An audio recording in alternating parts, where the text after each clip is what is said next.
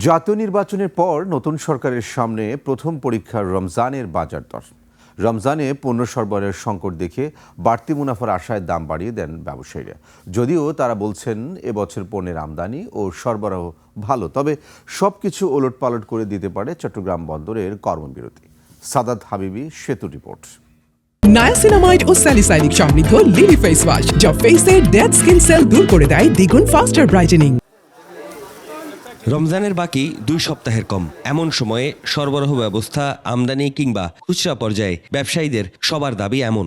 আমদানি হয়েছে তো, আগের ধরনের ইনপুট করতে 2-1 জনে 4-5 জন ইনপুট করে, আমদানি আছে ভালো, ক্রাইসিস নাই, সবগুলো ঠিকঠাক আছে। রোজার বাজারের মাল এবার গত বছর থেকে এবছর অনেক কম, সাশ্রয় অনেক কম, সোলার দাম আপনি কম এভেলেবেল পাচ্ছি।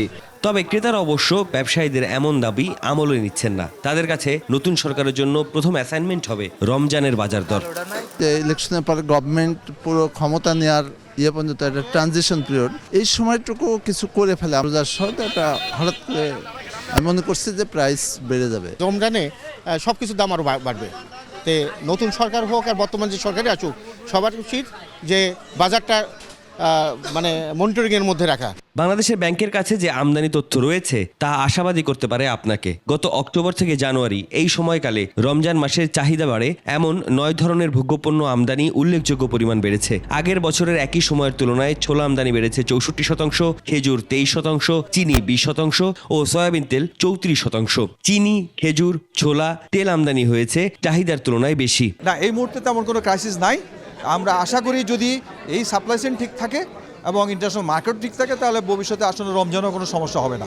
যদিও সরবরাহের কথা বলা হচ্ছে, কিন্তু একই সাথে আমরা দেখতে পাচ্ছি ব্যবসায়ীরা পণ্য আমদানি করে চিটাগাংয়ের সমুদ্র বন্দরে এগুলো স্টক করছেন এবং এগুলোর বিরুদ্ধে ব্যবস্থা নিয়েও বাজারে পণ্য সরবরাহ বাড়ানো যাচ্ছে না।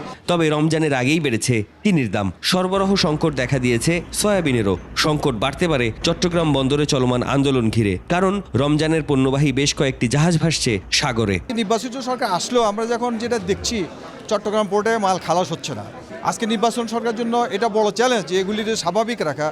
যদি ঠিক স্বাভাবিক না রাখতে পারে তাহলে অবশ্যই সমস্যার সৃষ্টি হতে পারে। বিশেষ ব্যবস্থা হিসেবে আমার মনে হয় যে এখন থেকেই সরকারের বন্দর কর্তৃপক্ষ, বাণিজ্য মন্ত্রণালয় এবং অন্তর্বর্তী সরকারের যে সমস্ত কর্তৃপক্ষ রয়েছে যৌথভাবে এক ধরনের ড্রাইভ রাখা দরকার। বাংলাদেশ ব্যাংকের প্রতিবেদন অনুসারে পবিত্র রমজানকে সামনে রেখে এবছর 9 ধরনের ভোগ্যপণ্য গড়ে 39% বেশি আমদানি হয়েছে। সাদাত হাবিবি, সেতু, 21 টেলিভিশন, ঢাকা।